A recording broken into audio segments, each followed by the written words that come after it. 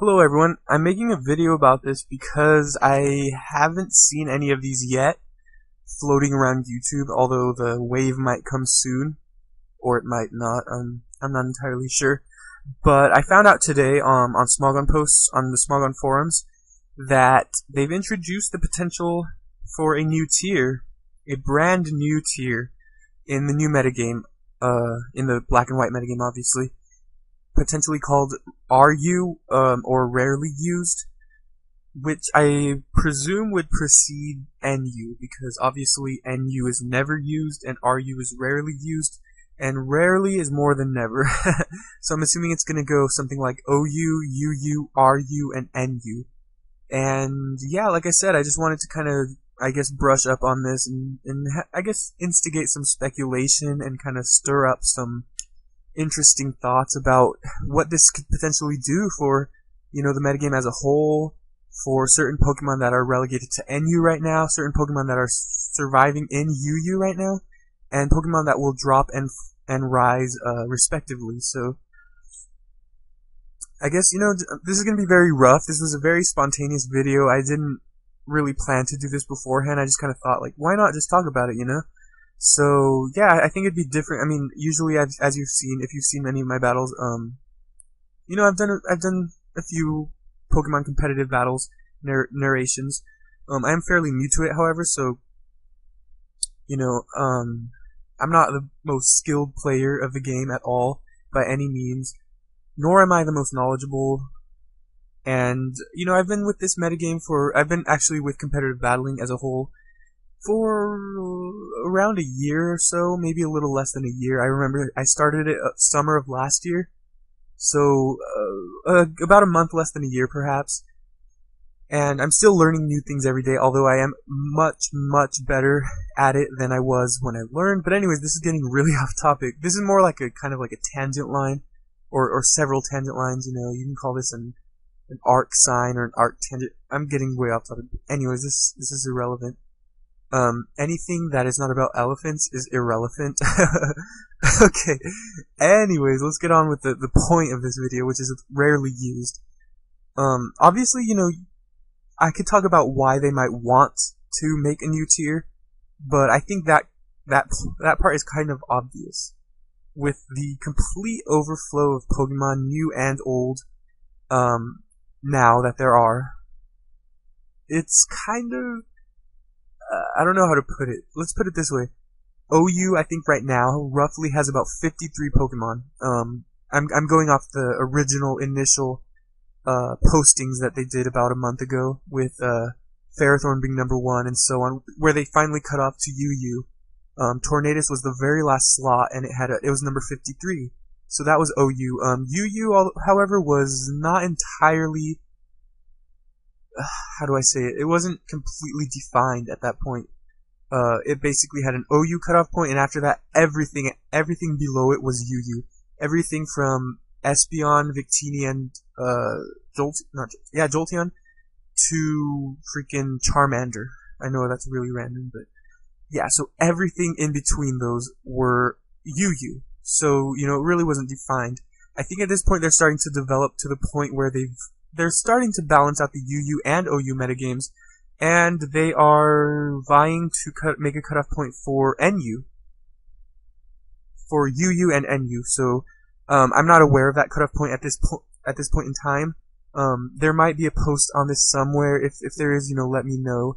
But as far as I know, I'm not aware of a line between UU and NU at the moment. So I'm just gonna say that it's still rough. It's still very new, but obviously there is a very big reason for them to make a new tier. Everyone was speculating at such a thing. I think on the Pokemon Online server, on Pokemon Online, there was an LU tier. I don't know what that was stood for. Maybe like less used or something like that. Basically this is Smogon's version of that. Smogon. I don't know. However you want to say it, it really doesn't matter.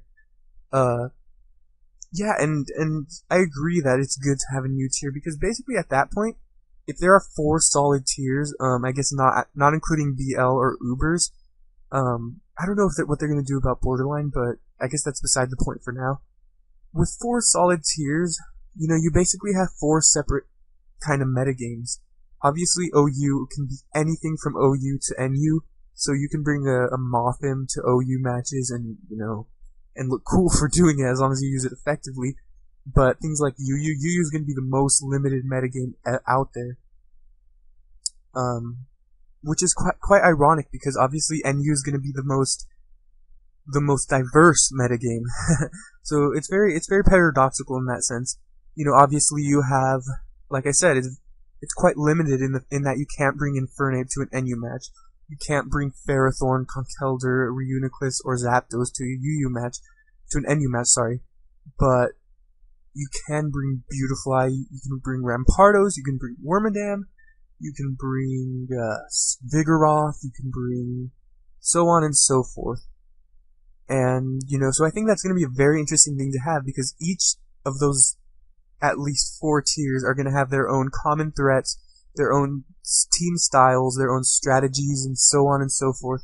So I think it'll be a really fun thing to do, and I've been having a lot of fun with UU, with Black and White UU, as it stands right now, and OU, so both are very fun. I think once NU and even potentially RU are defined, it's going to be quite fun. It's going to be so much fun just to have different matches. Oh, you want to do an RU match? You want to do an NU match? Oh no, let's do an OU match today, So many possibilities, so many different strategies and play styles. It's just going to be awesome. I think to make an RU tier defines both RU and NU, meaning it'll make Pokemon much more, because NU of last generation was very vast. I didn't play it so much, but basically what I saw was that just about every Pokemon in that tier was essentially equal.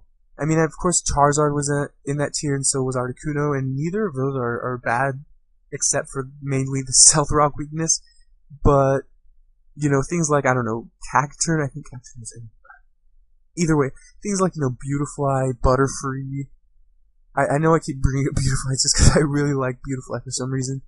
Masquerain, and now I'm naming all the Butterfly Pokemon. Basically things like that. Things like Rampardos, even Bastiodon, that, had potential in some manner, but just couldn't get it, just couldn't do it, just couldn't hack it. Also examples are Bibarel and the new Watchog and the new Swoobat and so on and so forth. Just these things that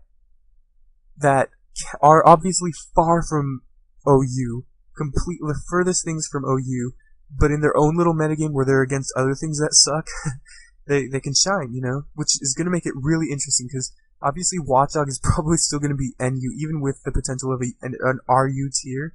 So things like Watchog and Bibarel, Raticate, Fearow, things like that will get their own little metagame to kind of compete against each other, which is going to be really interesting and really fun, really. I keep saying really, but that's besides the point. So basically it'll make it, OU is going to be freaking Ferrothorn, Scizor, Tyranitar, Excadrill, and Rotom Fest, whereas UU will be something like a Flygon, potentially Kingdra, Espeon, Jolteon, Zapdos. I want to say Zapdos and Victini, but those can potentially move up to OU. And at this point, any of those things I just named can move up to OU. Really, none of this is set in stone. Nothing at this point really is set in stone, except for the fact that Ferrothorn is OU. Unless it goes to Uber, but I highly, highly, highly doubt that'll ever happen. But anyways, yeah, so very few things are guaranteed at this point. Even the post that I'm talking about, that from Smogon that says about the RU tier, that's not completely set in stone yet. That's not for sure. That's not guaranteed. They're just saying, there's a good chance for there to be a new tier called RU, and, it's going to be basically the in-between of UU and NU. At least that's what I took from it. I'll definitely post a link in the description, though, so you can read up on it yourself, and also read the comments to see what other people are thinking about this. It's very interesting to kind of make speculation from other speculation. Again, as I said, I don't know the cutoff point, or what would be the cutoff point from UU to RU, but from what it's looking like people are talking about, it's looking like things like Rhyperior, Yanmega, Moltres, Honchkrow, Cresselia, etc. would make the cut for RU, which makes it kind of sound... Some people are speculating that this potential RU is going to be slightly similar to the UU of 4th gen, which is very interesting to think about. Things like Moltres, as I've said, Yanmega. Obviously, Yanmega is not a bad Pokemon. The only one of the huge thing that hinders it is Stealth Rocks, and maybe a slightly limited move pool. But other than that, its stats are excellent. Its ability is amazing, and its coverage it can have good coverage. So, Yanmega is something to definitely look out for if it is relegated to RU. Although I think it should probably be UU. As should Rhyperior with an extreme amount of bulk and power. Cresselia, I really don't understand why Cresselia is not OU. I mean, people are gonna give me crap for this, obviously, oh, well, it has this and this, it's weak to pursue and bug type and all this, but it's just extremely bulky. It's one of the bulkiest Pokemon I've ever seen. It's got Levitate, it's an extremely good support Pokemon, but that's, again, a little besides the point. So basically, RU, is it happening? Very likely so. Another thing that people are kind of interestingly speculating about is weather. Weather is everywhere in 5th Gen. Obviously, it dominates OU, which I'm not going to get into that, because that's another 50-minute video for me to brush up on. In UU, obviously things like, in UU, Vulpix is receiving so much attention for the sole fact that it can summon Sun. And there are so many excellent Pokemon in UU that can abuse the Sun. Or there's so many Pokemon that are good that become excellent because of Sun abuse. One good example is Sawsbuck with like 95 base speed and like 100 attack. And Chlorophyll. That's only to name one. There are so many others. So many other ones that aren't thought of, like Victory Bell, Shiftry, things like that. And there's probably so many others that I'm missing, but those are just a few. So basically, Sun is very common in UU, and I think I heard somewhere that Vulpix is going to be suspect tested to be banned from UU, which is very interesting because if Vulpix is banned from UU, then it makes Vulpix entirely, extremely useless. Completely useless, because Ninetales is in OU. If Vulpix is banned from UU, that means it's viable in OU, which means, why the hell would you use it? Unless, wait, does using Vulpix and Ninetales on the same team break Species Clause?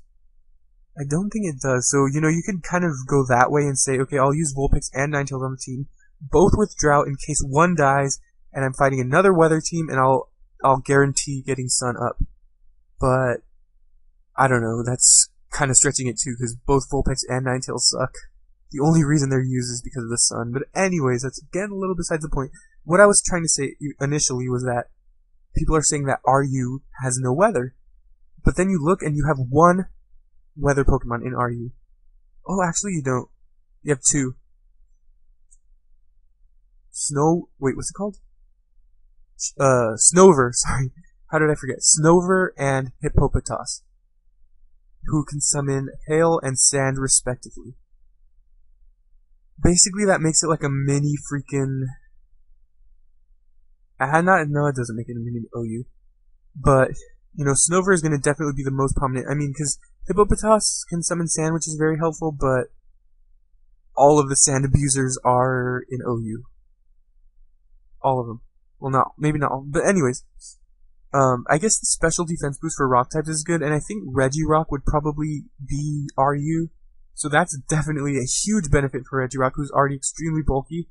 So a sand team in RU might be interesting, Another thing that can effectively abuse sand, I don't know, maybe Gabite?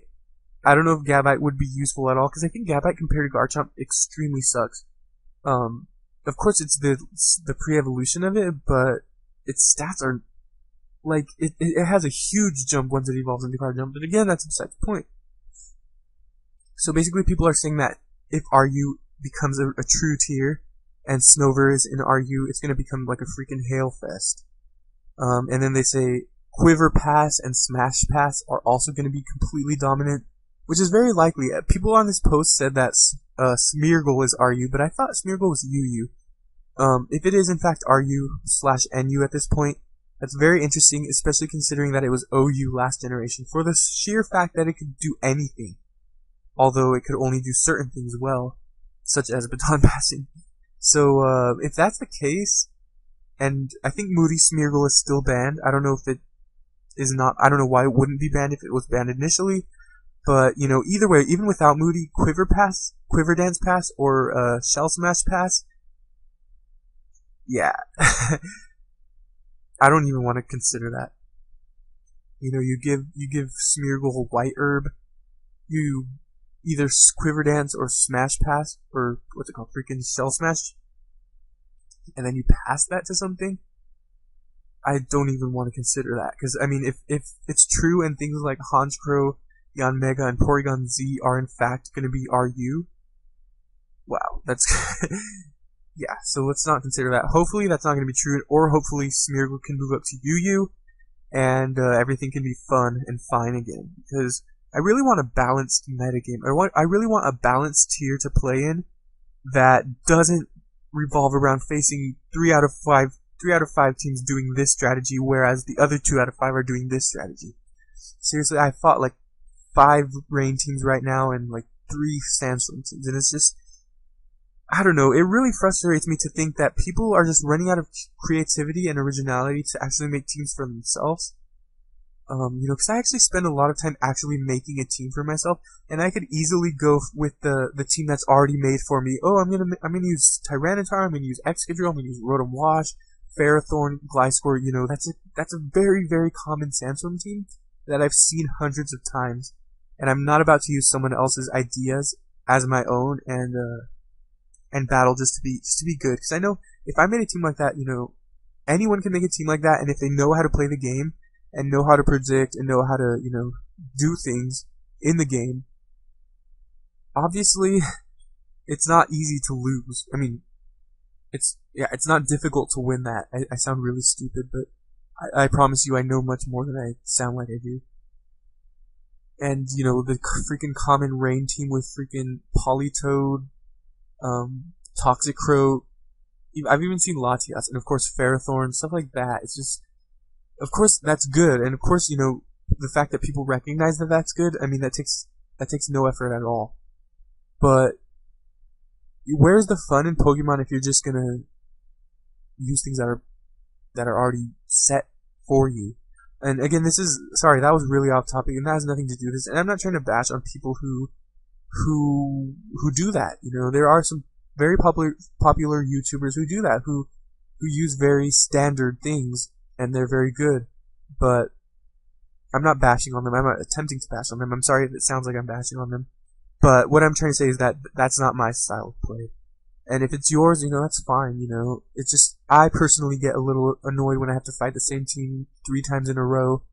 But, you know, I'm not gonna talk down on people, and I'm sorry if it did sound like I was talking down on people or talking crap about stuff like that, you know.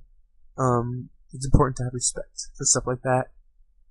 And I'm just getting very, very far off topic. So, yeah, I'm just gonna end it here because I feel like I've kind of brushed up on the things I need to.